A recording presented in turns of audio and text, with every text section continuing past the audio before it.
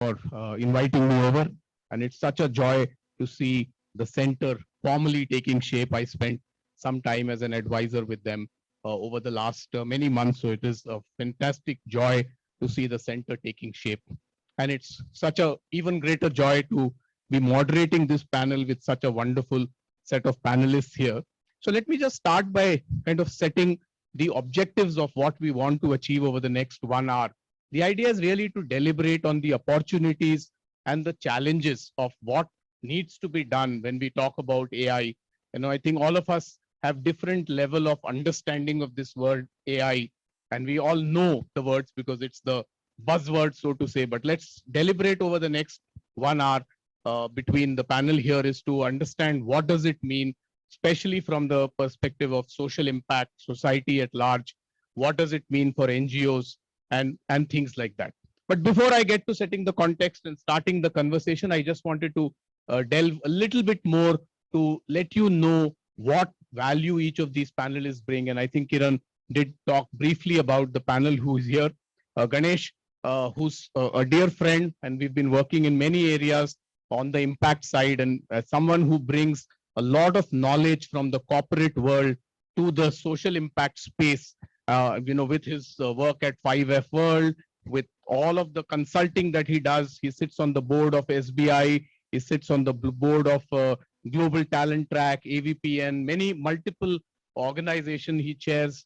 A few of those organizations he's been associated with, many industry bodies. So a lot of rich knowledge, and we will try and benefit today.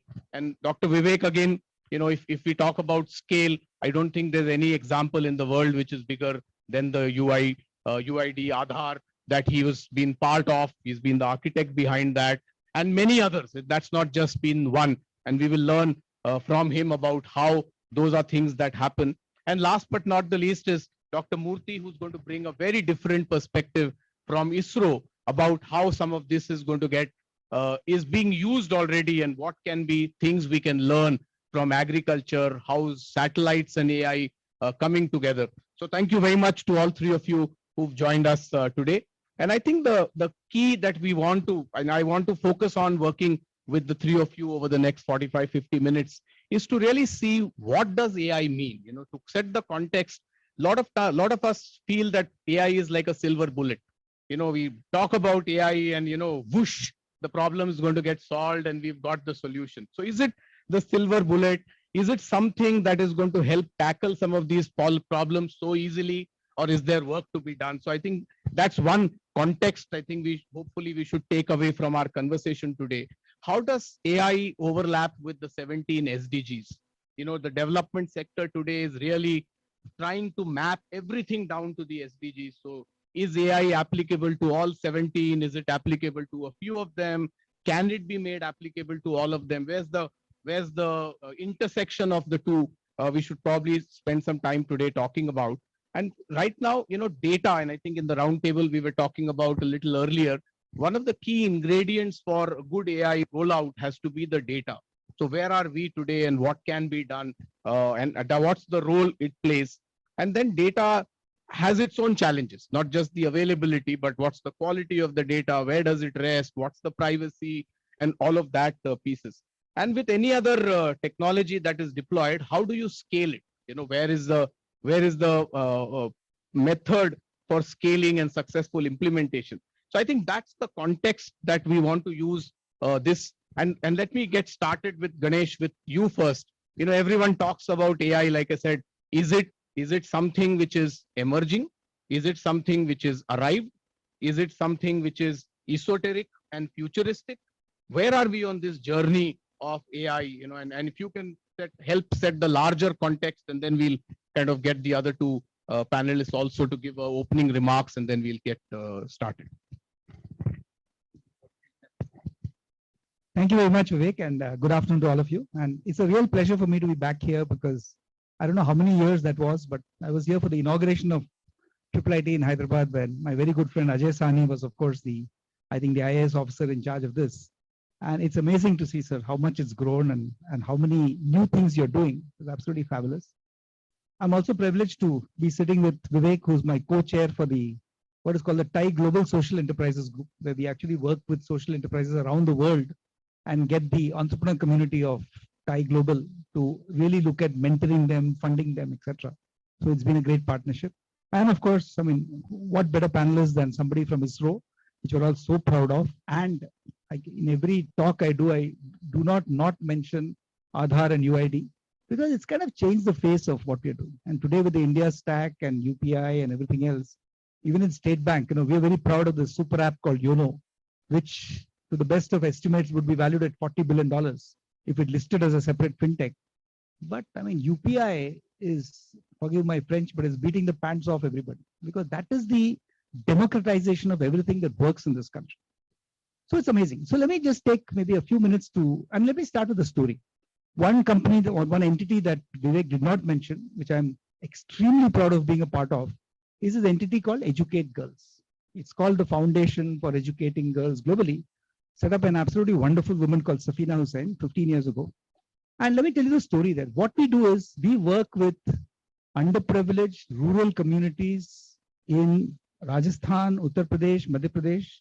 The job is to ensure that we put the girl child back into schools and make them stay there. Now, it's more difficult than you would imagine, because especially during COVID, there have been so many reasons to pull the girl out of school. And sadly, once the girl got pulled out of school, so many reasons not to send her back. Okay, and I won't even go there. And this is something that's been worrying us for the last year and a half. And I joined Safina's board primarily to bring in data, analytics, AI, ML experience. And I remember asking Safina, look, I mean, you're an NGO. How much money will you really spend on this stuff? She said, how much will it take? So I very facetiously said, oh, at least 6 to 7 crores. This year, we would have invested 10 crores in AI and machine learning and counting. Of course, I mean, you could argue that, I mean, that is the best funded entity in the social sector in this country. I don't know if Safina will allow me to say this, but we have over $100 million in funding. And very big funders kind of line up to fund Educate Girls.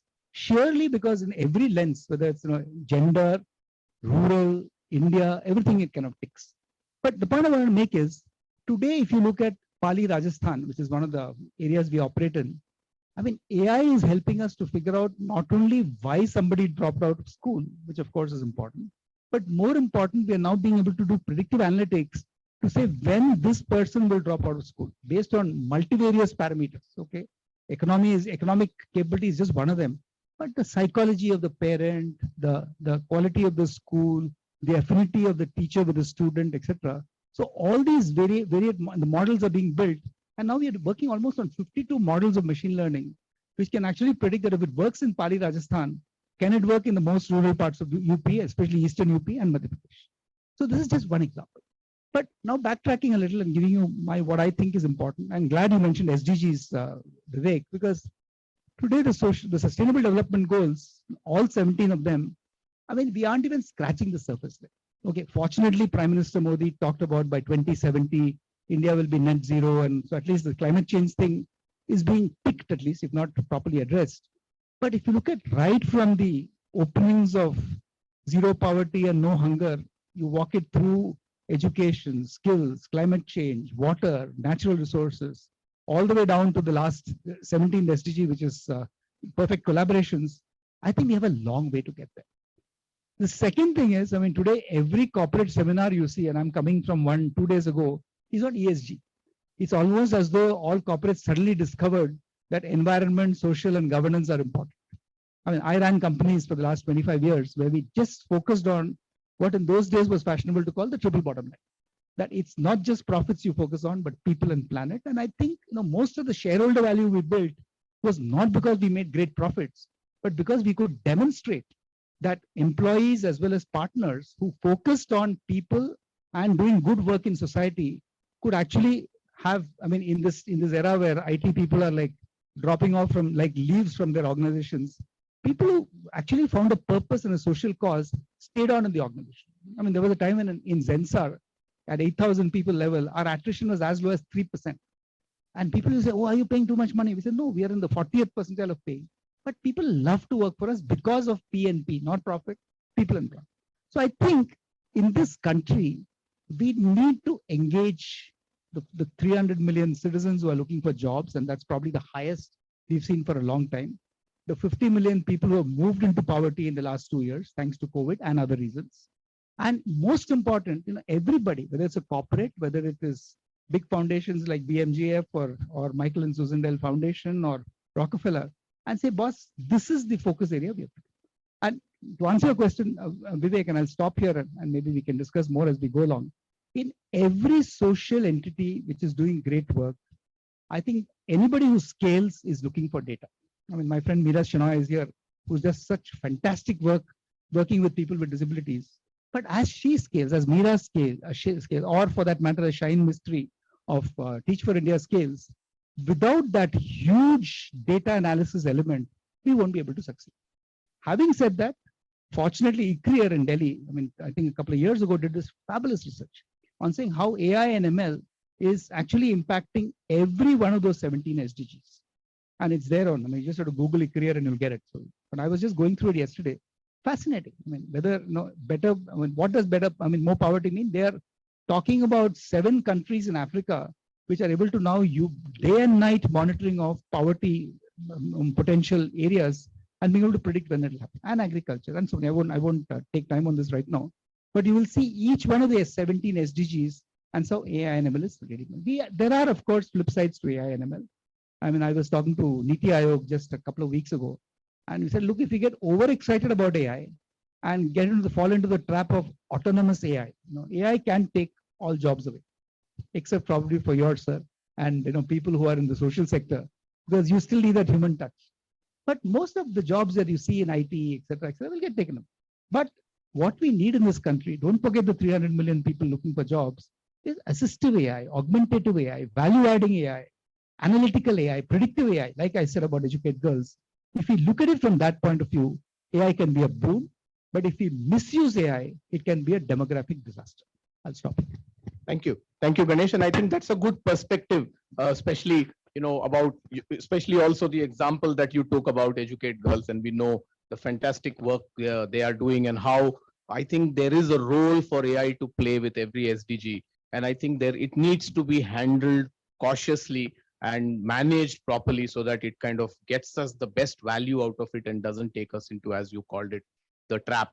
And you touched upon scale, and I'd like to kind of request Dr. Vivek to talk to us about scale. And like I said, there can't be a better example of scale than the whole UID platform that he was part of many years ago. And we are talking about all of this as emerging today. And I think when you were working on it, what, 10, 15 years ago, we hadn't even heard in most corporate circles or most panels like this. This was kind of some buzzword, crystal ball gazing, something that people were talking about will happen at some point in time. And at that time, you were talking about a model, scalable, and all of that. So I'd like you to give us a little bit of your opening remarks, especially focused on scalability from your perspective, sir.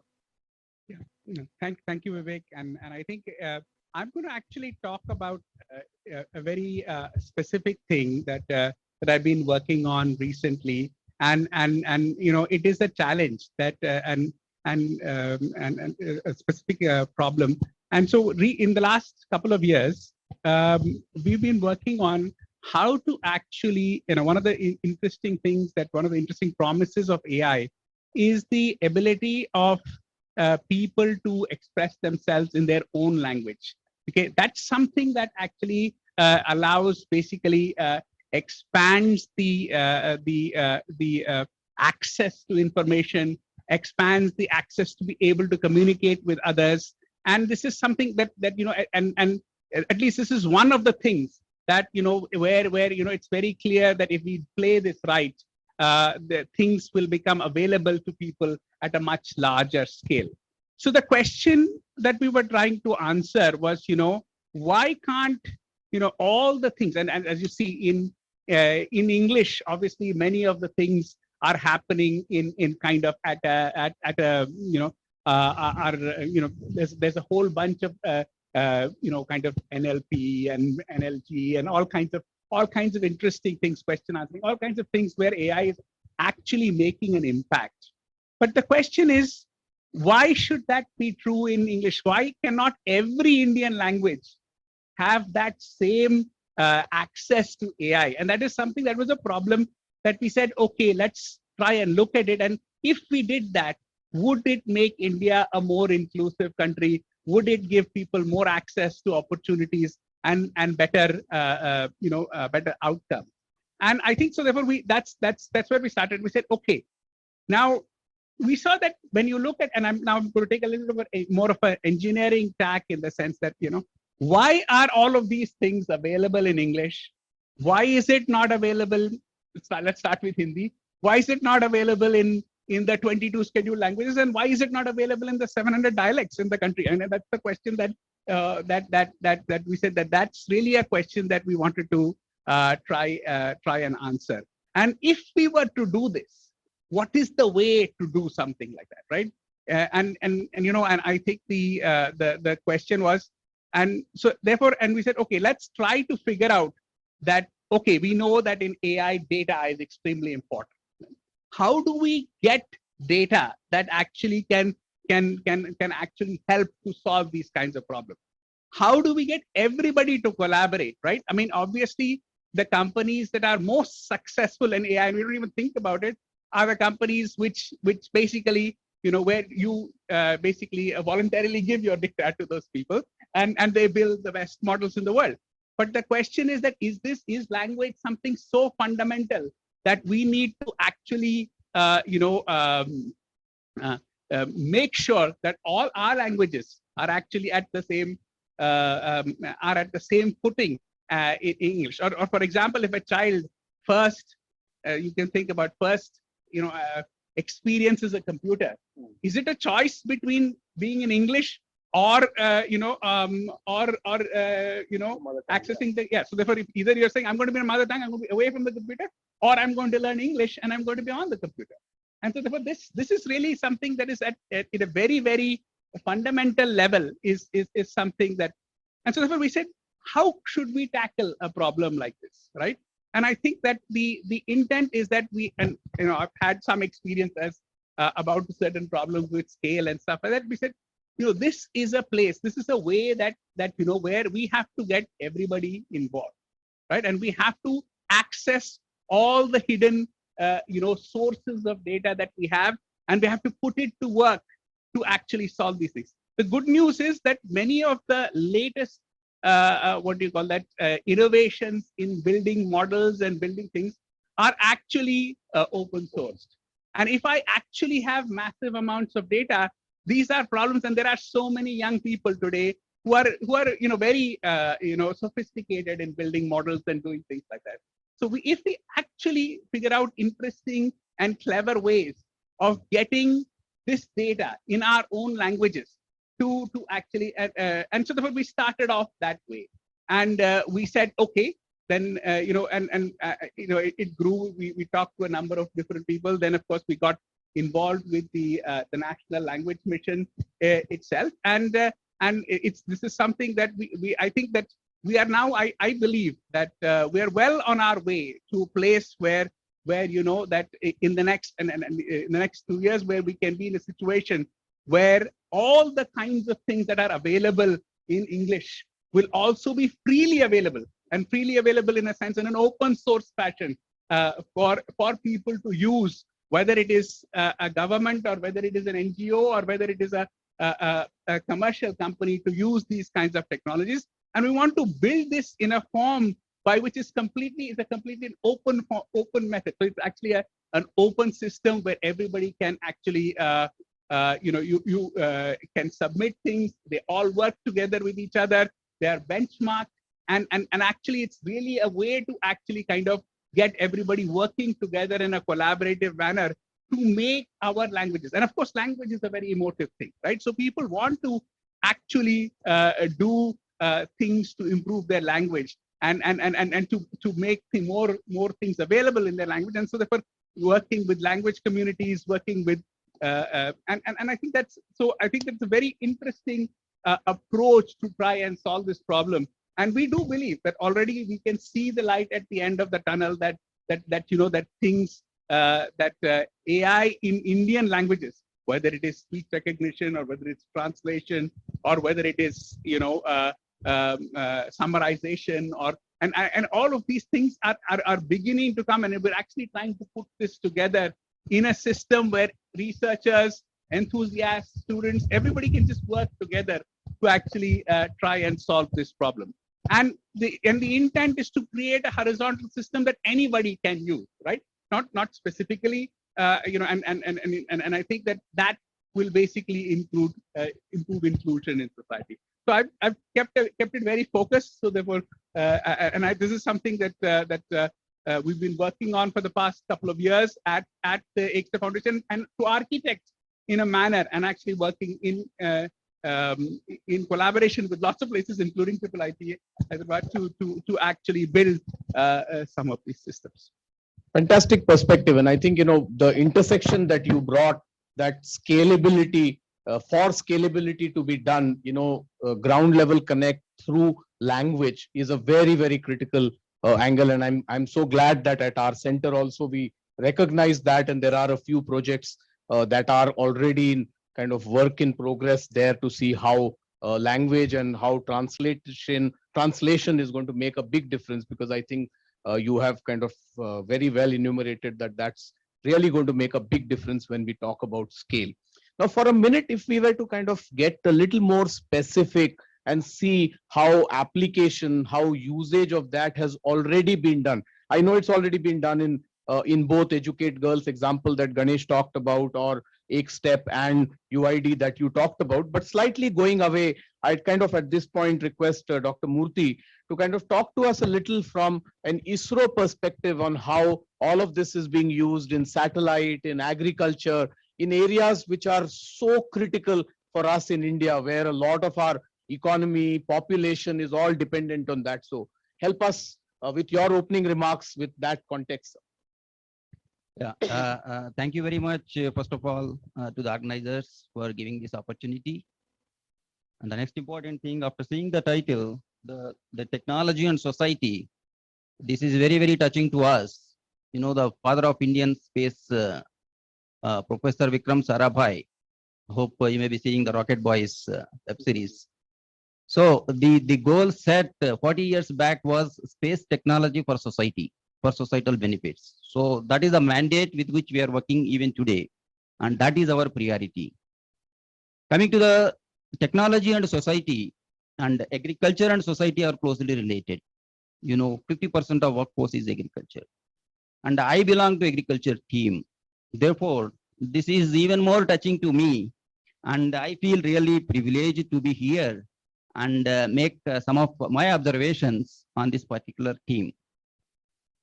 Friends, today, agriculture is in crisis. Indian agriculture is in crisis. Why? There are three major challenges agriculture sector is facing today. One is food security. Food is not rice and wheat grains. It is something else. There are pulses, which are protein-rich foods. We are running shortage of pulses. We are importing pulses.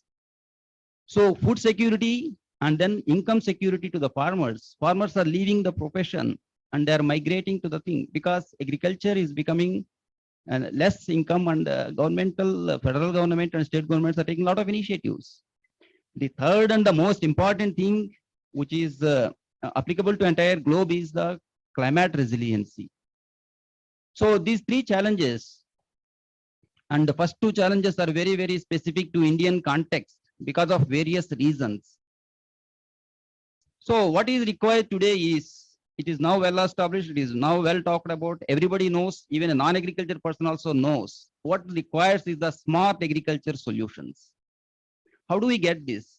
So data-centric technologies plays a very, very important role in bringing out smart agriculture solutions. So now what is this data? Data from multiple sources. Today, the Indian agriculture has got a lot of inherent potential. Our East Indian is like a sleeping giant. There is a lot of scope to enhance the productivity in the East Indian states. So what I mean to say is that, so to enhance, to unlock the potential of agriculture value chain, we require data, we require new information, new knowledge, new tools for informed decision making from farmer to policy makers.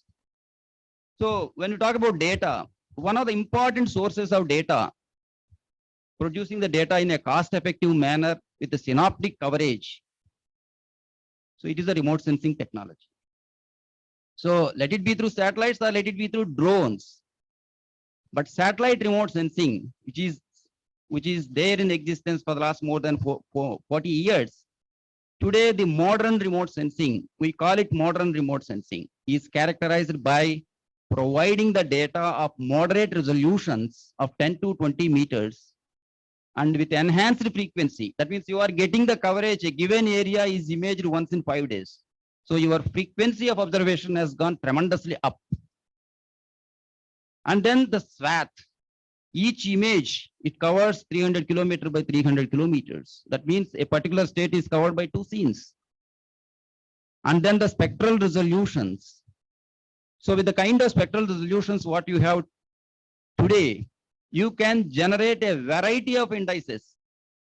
So you can monitor water bodies, you can monitor the health of forests, you can map the crops, crop monitoring, crop health, and weather extremes. You can map the flood areas, inundated areas. You can map the lodged areas. Because of heavy wind speed, the crops gets lodged, that's damaged. So this is the potential of remote sensing today. Added to that, there is a drone technology. You know, drone technology is fast emerging. Recent government of India drone policy.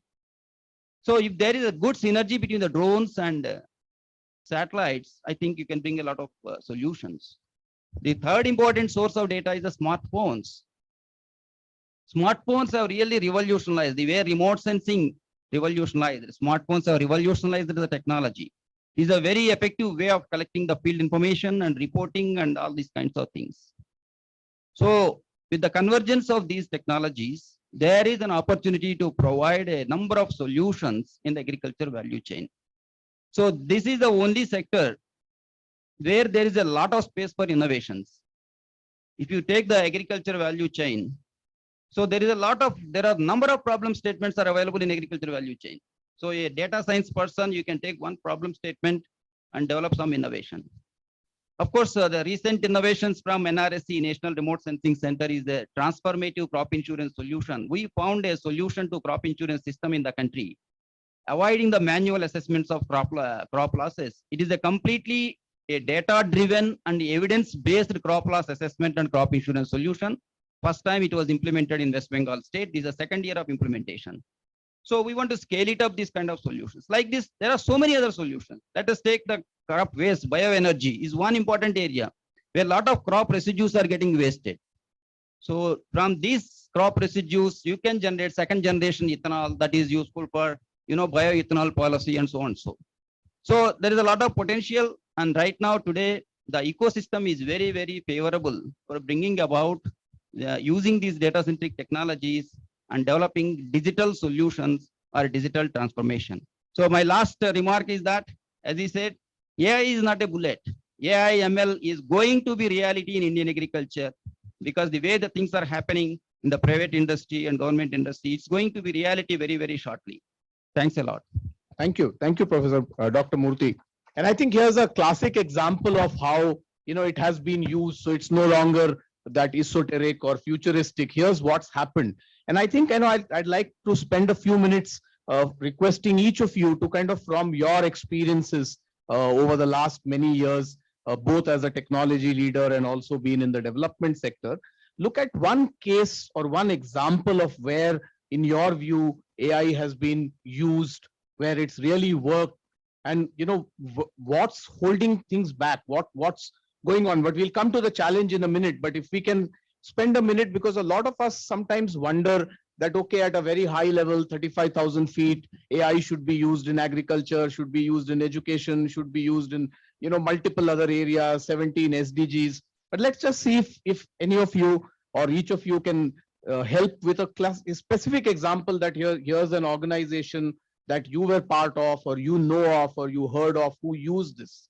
Any such thoughts that come to mind? Anyone can share? Ganesh, Vivek. No, let me give you a couple of quick examples. One is, of course, the company I was running for 15 years, Zensar Technologies. I mean, we built our entire growth story based on digital success and obviously the logical. I mean, if you look at digital, for those of you who are not aware of how to think about it, I mean, the core stuff we all know about, what they call the smack stack, social mobility, analytics, cloud. But today, what is really exciting about digital is what Zuckerberg calls metaverse, which means that you can completely have alternative, immersive universes in which, I mean, it's again, if you look at it from a social sector point of view, you say, do we really want our children to spend 15 hours a day immersed in some universe which is unreal? But for instance, I mean, in Zensar, I mean, we had actually discovered an entity called Second Life. I don't know if any of you have seen it 10 years ago, which was like this alternate universe. So a lot of shy people, who don't really like to come for interviews, etc. So we said, let's create a site which will use a lot of AI to invite people whom we think are outstanding employees for the organization and tell them to not come to our campus in Pune, but just visit us on the fabulous campus we had set up on Second Life. Second Life is like your classic metaverse alternate reality. So you could actually don an avatar, which really means that somebody wants to think that he's James Bond, will come as James Bond, doesn't matter. So James Bond gets interviewed by the HR person. And the HR person is this lady with wings on her back, and she's this classic, lovely fairy that talks to you, etc. And we actually hired, you will not believe, 12 people like that. People who really got excited about the concept of the company, our purpose, etc., on Second Life, and then finally said, "But is this for real? I mean, am I going to get a job?" We said, "Yeah, sure." And thank God in those days, Bitcoin was not there, nor was RBI's e-rupaya or whatever we call it nowadays. But we said, "Yeah, sure. Now it's time for you to show up on our campus. You can come to our DLF Gachibowli Center in Hyderabad, or of course to Pune or wherever else, and we'll give you a job." So James Bond takes off his costume and actually shows up. And I mean, we actually found it amazing. So, I mean, this is a classic example of AI. So we could predict who would be a good fit, reach out to them, use a lot of analytics to guide the interviewer to ask the right questions. We were actually wooing them because we wanted them to join. So that's one example. And of course, the other example is something that I'm spending 50% of my time on today, which is called Lighthouse Communities Foundation, which we set up initially in Pune as a beautiful collaboration between the municipal corporation and civil society and the corporate sector and us. When I say us, it's a board of 12 of us, including the former chairman of State Bank of India, Rajneesh Kumar, and all the industry leaders. And there we are using extensive technology because our goal is 1 million of those 300 million people that I mentioned who are out of work. 1 million people, meaning 4 million households, should get transformed because of us. So we actually catch youngsters from 18 to, we're all urban slum youth. I mean, I don't know how many of you know, like in the city of Pune, or Pune Municipal Corporation has 540 urban slums. And when I ask my industry leader friends in Pune, and we all live in Pune, they say, yeah, there must be some 40, 50, but nobody knows the extent of the problem. It's under your nose. But we are now using extensive AI, Google mapping, etc., etc. We know every one of those households in the 540 slum communities. And we are going out there virtually every which way through the mobile phone and saying, we want you to come and join us. And then, of course, we are avoiding making, because the big mistake, I'm sorry if anybody from NSDC is here, the big problem we did in Skills India 2014 was we decided that our superior wisdom, if I have money, I have intent, and I set up a plumbing institute, they shall come. I mean, I know little kids in Dharavi who hop in and out of learning centers. Somebody, they go for skills somewhere, they'll finish that, have the free lunch, have everything else, finish that, go to the next skill center, and they've learned plumbing, they've learned carpentry, they've learned some IT skills, and they never want to work because I mean, government is giving us money to get skilled, not to work. Reminds me of my first hire in Saudi Arabia. I remember we hired this guy called Al Yusuf, and great, that was localization time. And the fellow shows up in office, and his boss tells him, "Okay, here are your responsibilities, here are your KRAs." And Al Yusuf looked at him and saying, "Are you serious? You are hiring me because of localization. Now you want me to work, then you pay me more money." I mean, and believe me, and you may think I'm being cynical. A lot of Indian kids in urban cities are saying the same thing. Saying, if I need to make money, I'll work for a political party. But if you're going to give me free lunch and coffee, I'll come to your skill center. And we realized this early on, because I remember Mayor Padamji, Rati Forbes, and I were doing a lot of social work in Pune. And we realized that, look, hardly 10% are interested.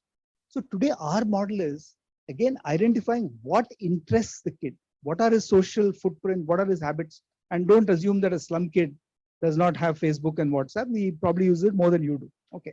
So I'm saying if you do that, then we find that when we call them in, very similar to the Second Life example I gave you, we're finding a meaningful conversation happening. And then, of course, we put them through what we call 3 weeks of agency building, which is just open up your mind, have fun, enjoy the space. And then when they take up a job, so we're finding that 80% of the people we train after agency are taking up a job. And the most important, 80% of that 80% stay in that job after 1 year, which is what is not happening in this country. So this is the model I was telling you about, saying that we should work together on this. But this is opportunity. So I remember Manish Sisodia came and visited us in Pune. I said, oh my God, I mean, we're doing this great work in Mohalla healthcare clinics and the great schools example that Manish and Atishi Marlena have done in Delhi.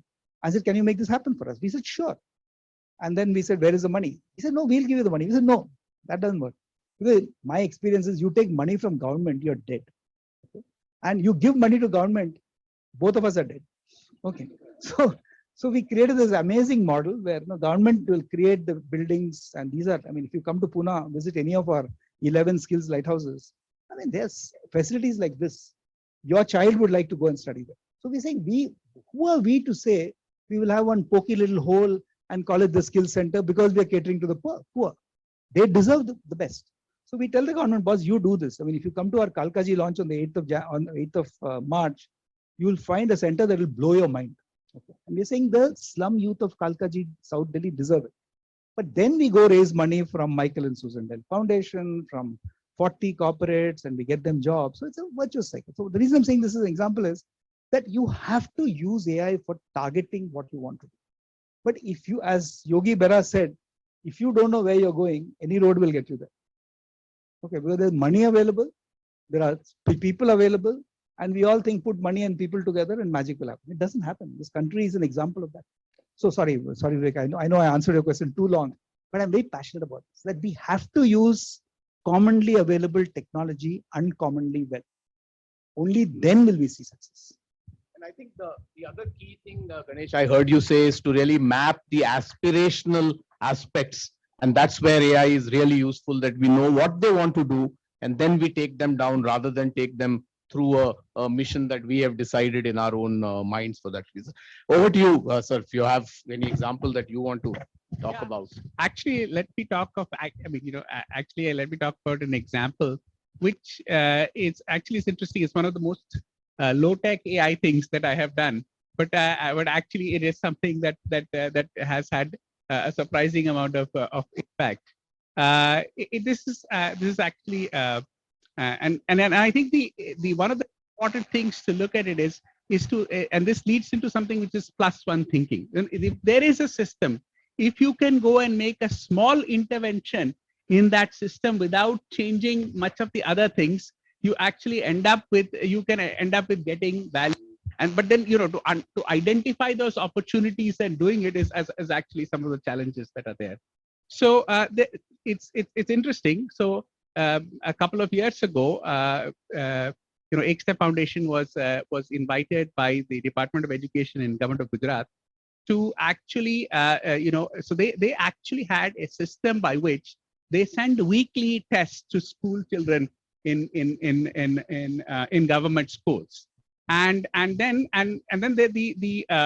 the teachers were supposed to their job was to report back the performance of children. Okay, report back the performance of children, and this is something that they had to do and there was no understanding of whether this was being done properly or what was happening and stuff like that. And we built actually a very a simple app where there was a certain there was a grading sheet which was there, and all the teacher had to take a picture of that sheet.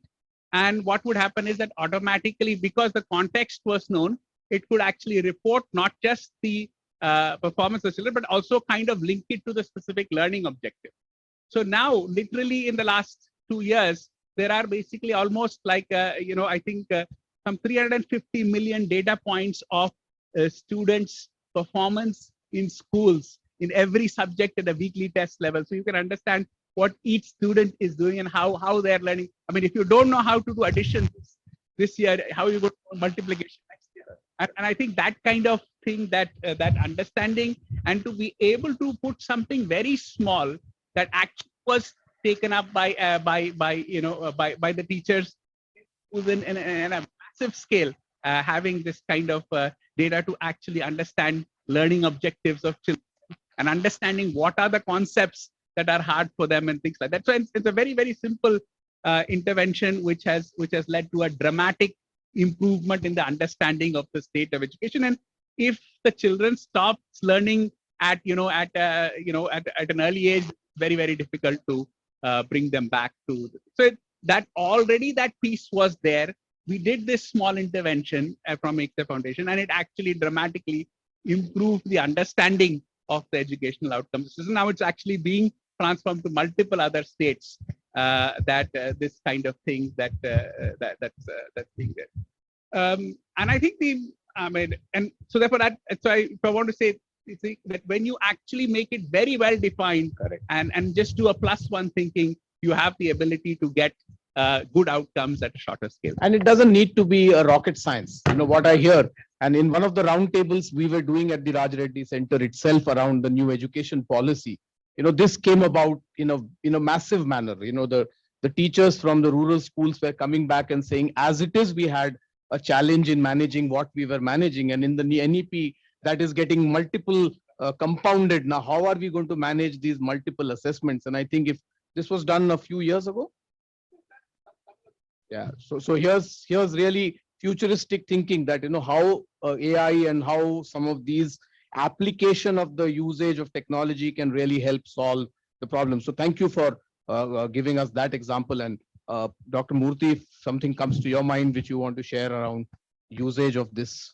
Yeah, there are some very, very successful and very impactful interventions using the AI.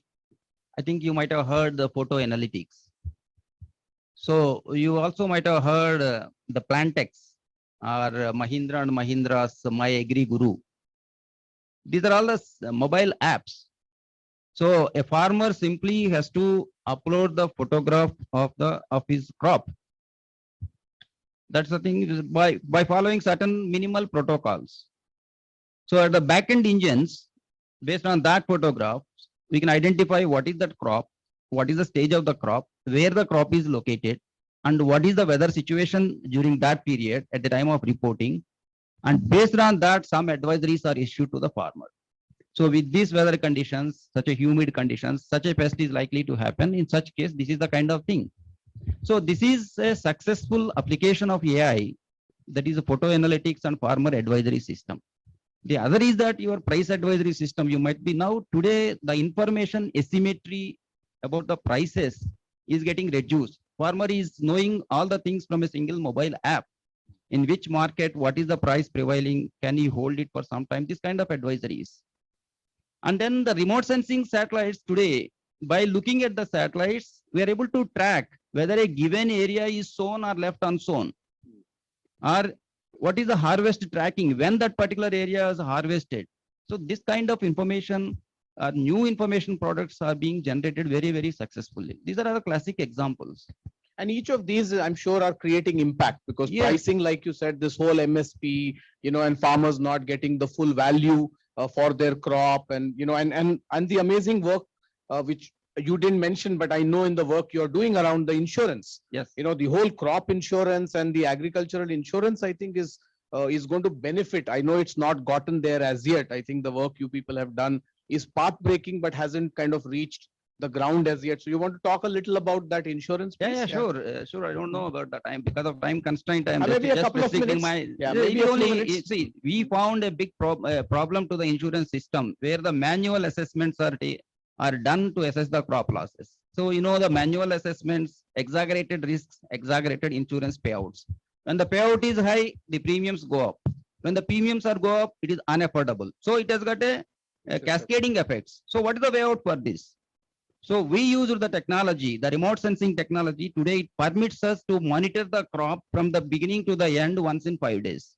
So why can't we monitor the crop continuously and assess its health from time to time, take the support of weather data, take the support of smartphone-based real-time field data, and generate an index.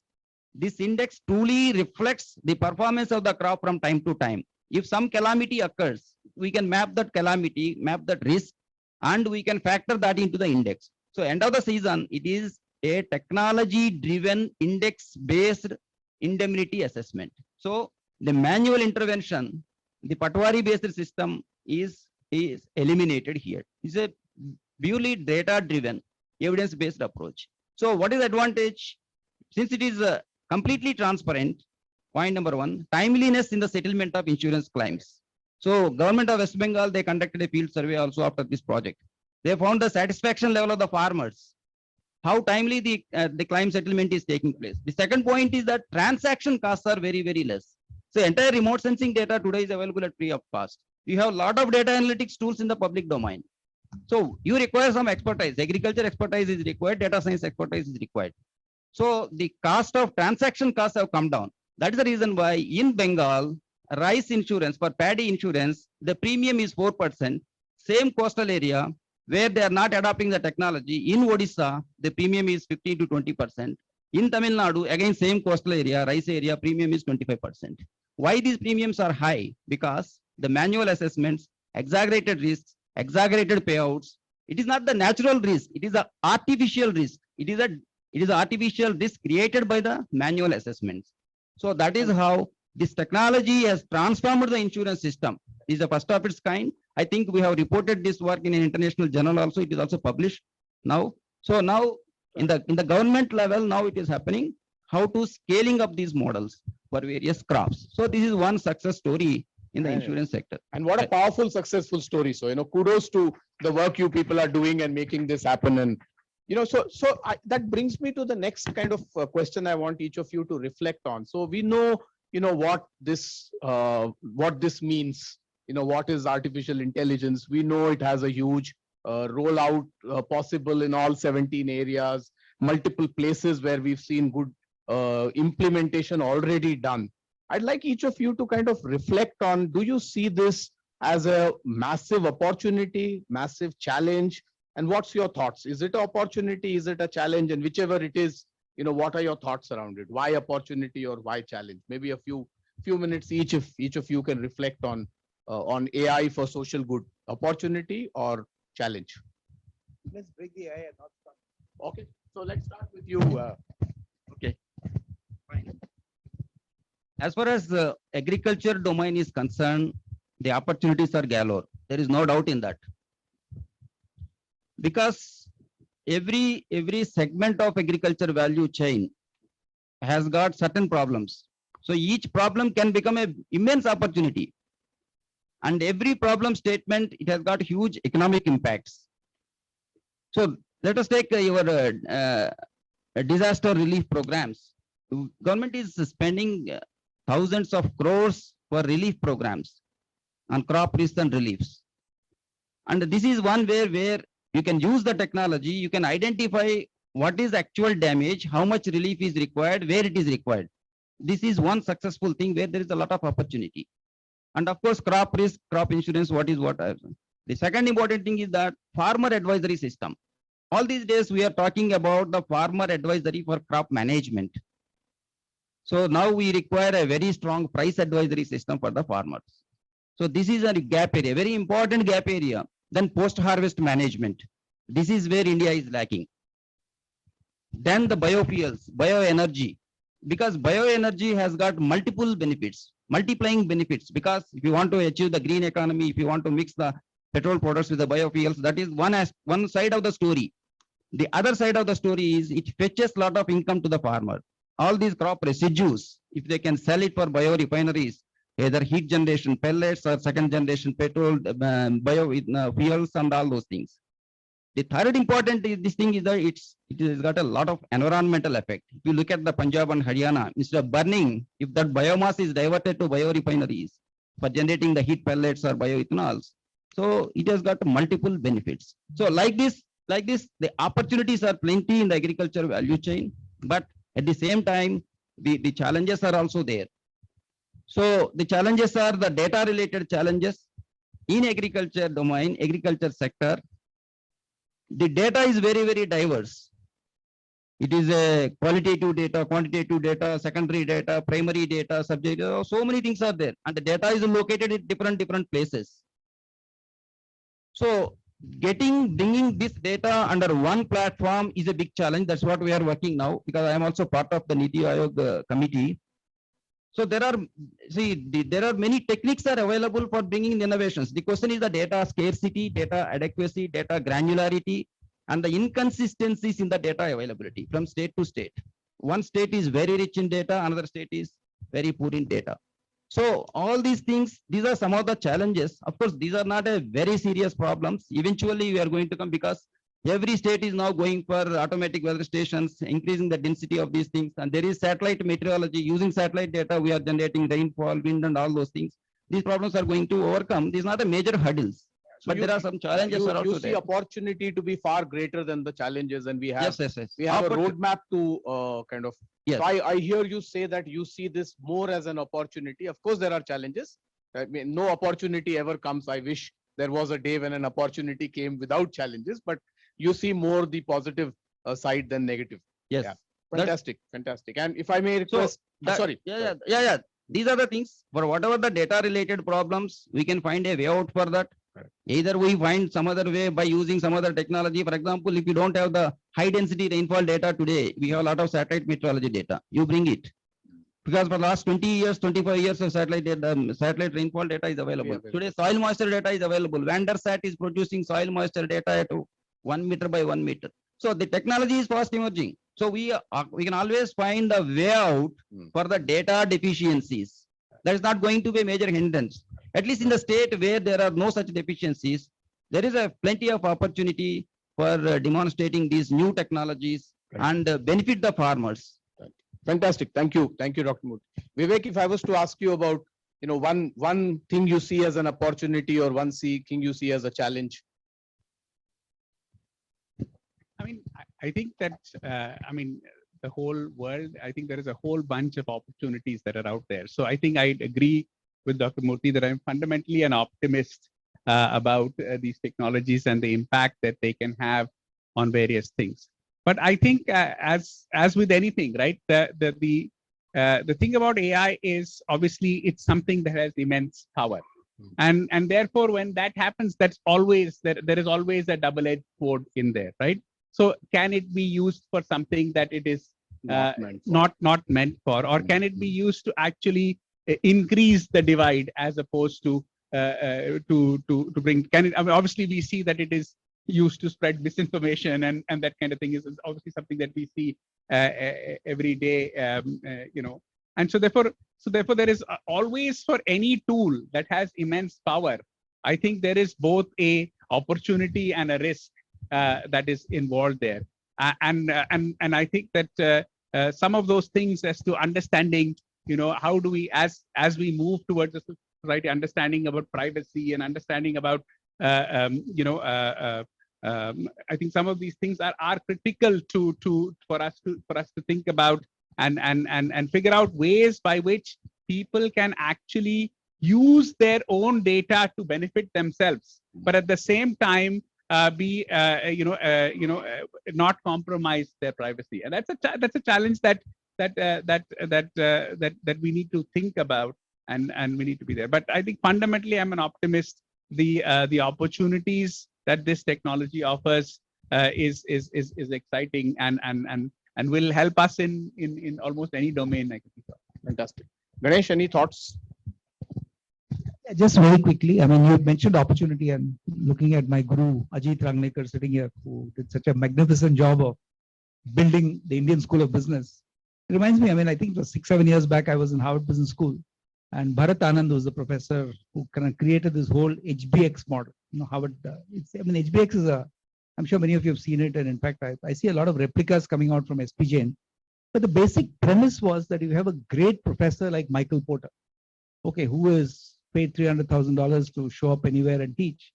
Why would he teach 70 people on a screen in a studio? And we actually talked to Mike and said, look, he's in, I'll never do it. Then we kind of figured out what is the pain for a professor in Harvard Business School. And I'm sure it's true for IIIT and everywhere else. The pain of the professor in Harvard Business School is if you try and meet the professor within, can I see you for 10 minutes after class? He'll say no. Not because he doesn't like you, because his job is to remember the 80 students who are there in the class and grade them for class participation, etc., etc. The second is that today all of us, I mean, I'm guilty of spending 10 minutes on WhatsApp while we were in the panel. But everybody without exception, especially when you're sitting in a table like that, have your phone under your table and you're looking at WhatsApp. Okay. I mean, it's human nature. Let's not fight it. And no different in the 80 people in Harvard Business School. Similar classroom to what we're sitting here, except it's more circular. And how do you grab attention? How do you even know that fellow is not? Because people are now quite capable of typing with their eyes on the professor. I mean, so, they have a competition in China where 8-year-old kids are told how much can you type without making a single mistake, and you'll be amazed how many kids can type for a full paragraph without making a mistake. They're so used to the keyboard.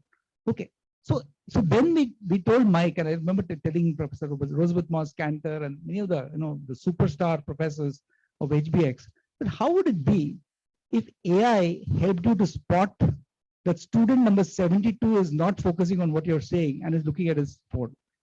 And you can ask him a question, saying, you in the green t-shirt. Sorry, I didn't mean you actually.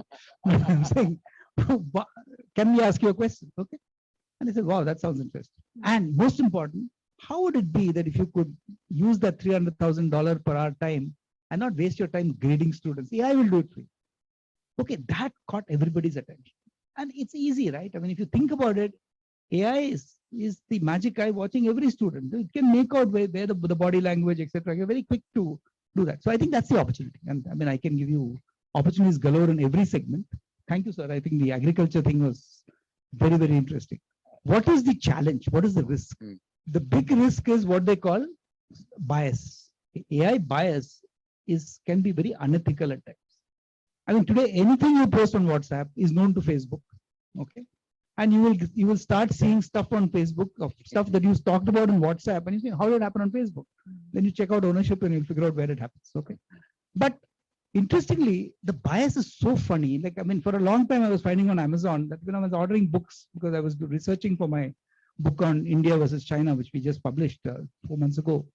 And now we're doing a lot of research on China, the economy, Xi Jinping, Mao Zedong, etc. And I found that everything that Amazon was prompting me was this book on China, that book on China, etc. Well, that's your classic. They think I'm this great Chinese research scholar. They didn't realize I was just 6 months into China because I had to write a book. Okay. So that's your classic, but now one of my hobbies, by the way, is how to fool AIs of all these guys. Okay? Netflix and Amazon have the best AI, by the way. Okay. And I just close with one example.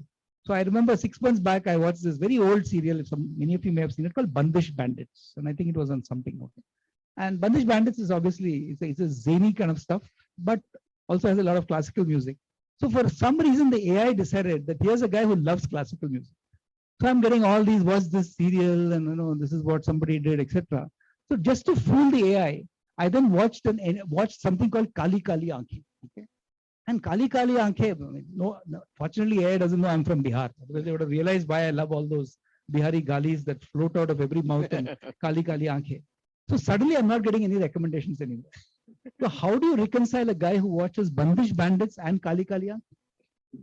Okay, I'm saying, but this is the problem that you must be careful about, because you can get painted into a corner saying this is a guy with this preference just because you did something. And I think that's something that people who are designing AI have to be very careful. So I'll stop here. I know we are out of time. Fantastic. So with that, I'll come to, I know we have, I'd kind of say, let's take a minute each and probably kind of give us a closing remarks. And if possible, one thing that if you can in your closing remarks talk about, is there a fundamental change at a ground level? Is there a structural change that we need to think about, whether it's about this bias, whether it's about something else for this really to become successful? If you have any thoughts, share that. Otherwise, anything you want to kind of talk about in a minute or two as closing remarks around AI and society and, any one of you. So no, I'll just take 20 seconds and say, just do it, because AI is not going to go away. Okay. Don't think it's evil. Don't think it's this, but research. Okay. We have to research what is good, what is feasible. I mean, as I said, if I can help the child, the 8-year-old child in Pali, Rajasthan can help the slum dweller in Kalkaji in Delhi, surely there's something good about it. But at the same time, be careful about all the stuff that I mentioned. So I think if you do that, you'll find it's really, really useful. Vivek, any? Yeah, I mean, I think maybe I'll end with the fact that, I think one of the things that is there is, in many times, AI actually ends up solving the problems for which data exists.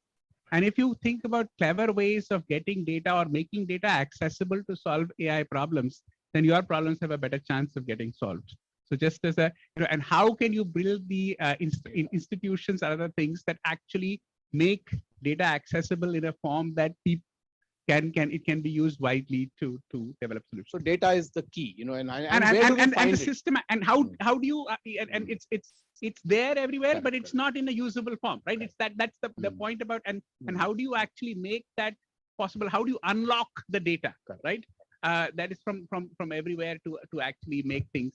And there is historical data. There's various other kinds of data, and there's data which in many cases belongs to you, but still you don't have the ability To see that. to, Yeah. to And if I was I have 2 points here, and with respect to agriculture, if you see the recent years, the acceptance by the stakeholders, the farmers and managers or policy makers, the acceptance to the technology-based information products and services, it is increasing. Even a small and marginal farmer is ready to take the suggestions or solutions from the mobile app. The acceptance level has gone up. The second important point is that since agriculture is a biological system, it is not a physical system. So therefore, what we promote and what we suggest to everybody is that you should not be totally dependent on the data and the technologies, where the domain knowledge should be there, and then there should be a uncertainty modeling is to be ensured at every stage. But one advantage of using these technologies is that uncertainty, if you are able to track, if you are able to assess, if you are able to make it transparent, then that brings a lot of acceptance to the people.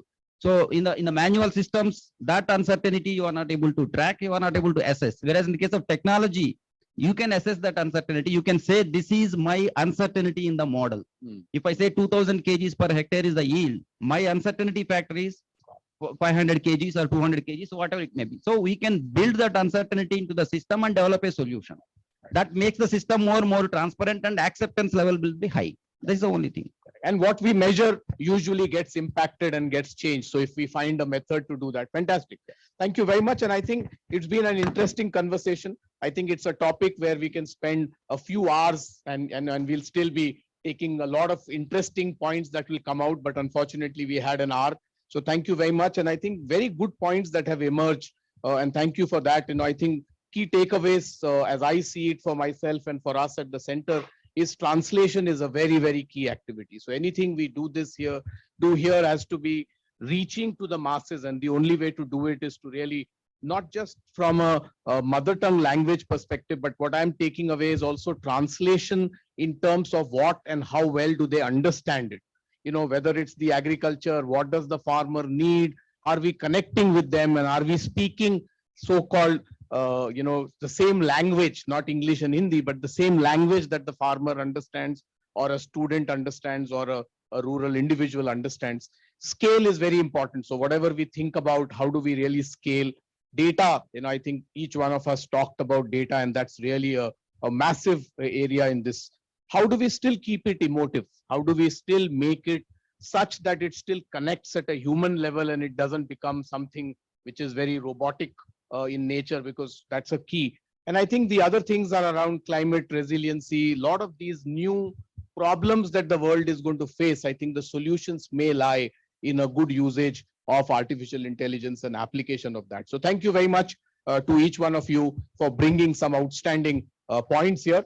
And with that, I'll kind of thank all the panelists and thank IIIT Raj Reddy Center for bringing such thoughts. And I hope all of you have taken some things away from the examples and the thoughts shared here. And with that, I'll hand it over back to